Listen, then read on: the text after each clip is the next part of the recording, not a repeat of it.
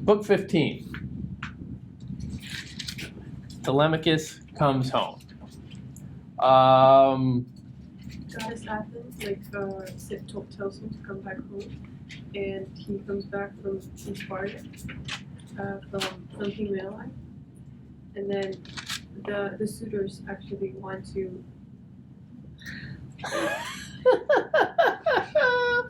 Again, you gotta spend a little time. We'll get there. He needs to leave. Athena says, okay, it's time to go. Okay. Athena had told him just as abruptly, it's time for you to leave home and go see your father's colleagues. Somewhat inexplicably, but sure, there you go. And now he wakes up and just as suddenly, okay, get your horses, let's go. Telemachus was sent on this little journey like you would send away another kid his age to college. He knows nothing of the world, so he needs to go out and see some of it. He needs to grow up a little. He needs to see how different cultures, within Greek culture, different examples of manhood. And he goes through Nestor and Menelaus and starts to see how the world works in a little, concrete ways.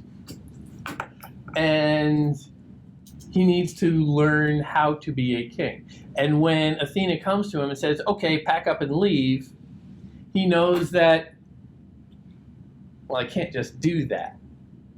I need to first, as a good guest, go and say goodbye to my host, because Xenia is a two-way street. I need to perform a certain social obligation of being a good guest. So, thank you for having us.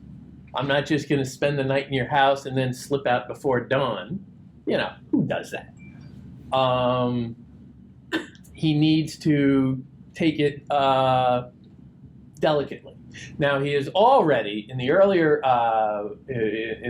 books shown some tact in refusing certain gifts, because at first Menelaus sees him and says, oh, we got to load you down with all sorts of gifts. We're going to give you lots of horses. We got horses. You're going to love horses. And Telemachus has to say, well, that's very generous of you. I don't know if you know this. Ithaka is kind of a rocky crap hole. We don't have grass. Horses do us no good.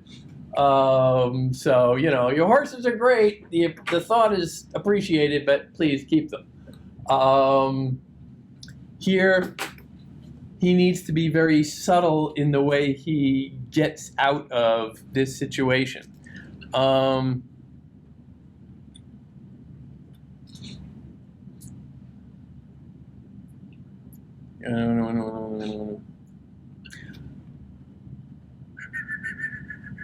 He sees Menelaus comes up to him around line 65. Royal son of Atreus, now please send me home now to my beloved country. My heart yearns to go back home.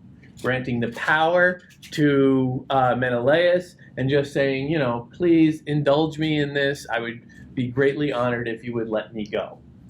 And Menelaus answered, Telemachus, I will not keep you here if you are truly desperate for home, showing the proper way to execute this exit. I disapprove too much of friendliness I disapprove of too much friendliness and too much standoffishness. A standoff or a balance is best. Balance is best. This is the Greek way, and this is what Menelaus is, in one way or the other, imparting to him. And okay, lesson learned. So, friend, remain just till I fetch some splendid gifts to pile onto your carriage. Wait till you see them. All right. He sticks around. He gets some gifts. Who wouldn't want some gifts? We're not in a big rush. Athena said pack up and leave, but gifts. But he has the confidence to not say, no, Athena said leave, so I'm leaving.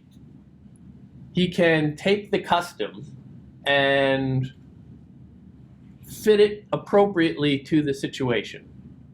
This is a sign of some maturity, of some judgment, This is not the sign of that timorous little kid who is terrified to approach his father's friends at the very beginning. He has grown up, somewhat miraculously because it's only a couple of days later, but suddenly we are being presented with this image of Telemachus as, a young adult and not just this sniveling little teenager.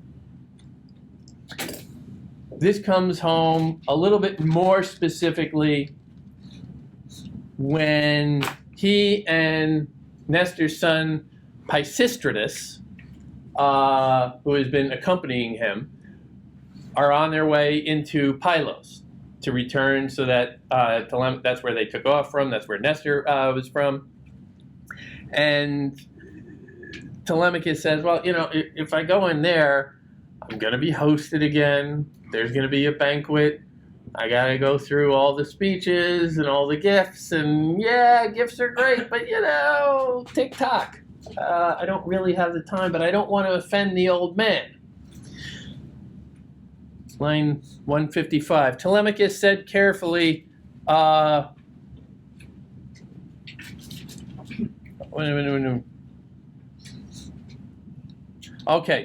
But Menelaus ran up behind them, holding a golden cup of honeyed wine in his right hand. This is when they're still leaving Sparta. Holding a golden cup of honeyed wine before his right hand so they could pour libations before they left. Proper observance of piety. He stopped in front of them and, spreading his arms wide, said, "Boys, good luck. Give Nestor my best wishes. He was always as kind as any father while we Greeks were making war in Troy." So he's saying, guys, the two of you, give my best wishes to Nestor. That's literally what he says right there.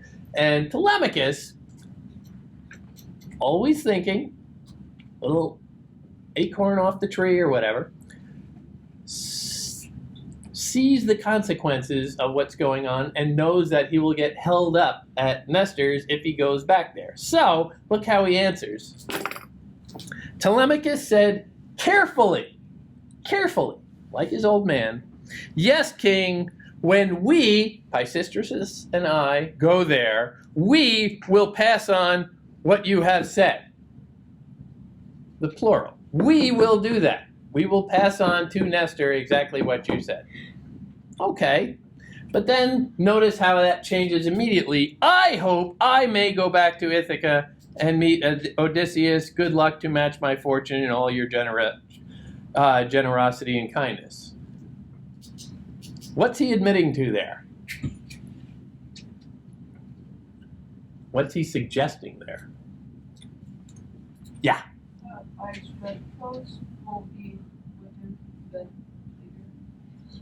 Pisistratus will be with him on the whole ride back.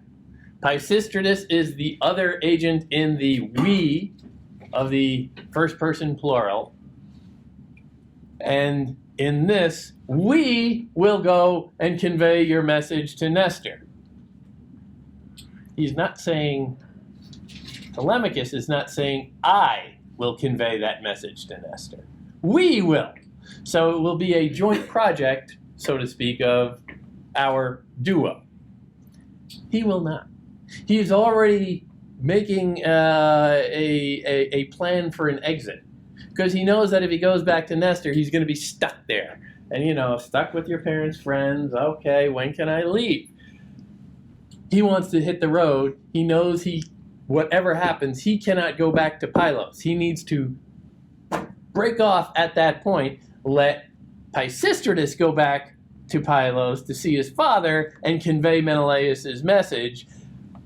Telemachus is already understanding that I'm going to let him go do that, and this way I am not lying when I say that we will go do that. But I know that my goal is to break off and go straight to Ithaca, so not to be delayed. And that's exactly what he does. When they're coming up on the city of Pylos, he says, "Okay, Pisistratus, great. Go give my best respects to your dad. Convey our message from Menelaus. But I gotta make an exit." seeing the custom, understanding the flexibility within it of Xenia, the proper way to greet someone, the traditions of polite society, and knowing how to operate within that as a mature agent and not just be, trudging along victim to it. This is a sign of sophistication. This is a sign of somebody who has grown up a little bit. He has the confidence to say, I will observe the tradition in certain respects, but I understand ways in which I can tweak it to pursue my own agenda. It's it's very clever.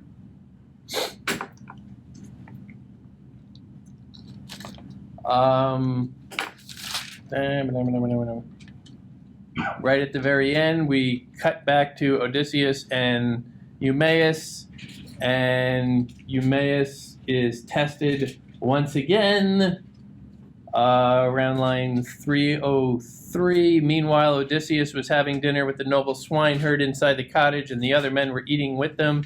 After he was done, Odysseus began to test the swineherd to see if he would be hospitable and ask him to stay out of the form or send him into town. Always testing. What can I get away with? How loyal is this guy? What am I really working with here?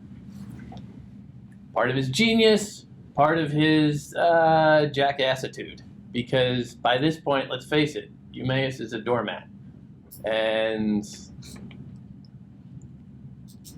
there's a certain unseemliness about using someone who is so endlessly loyal to you.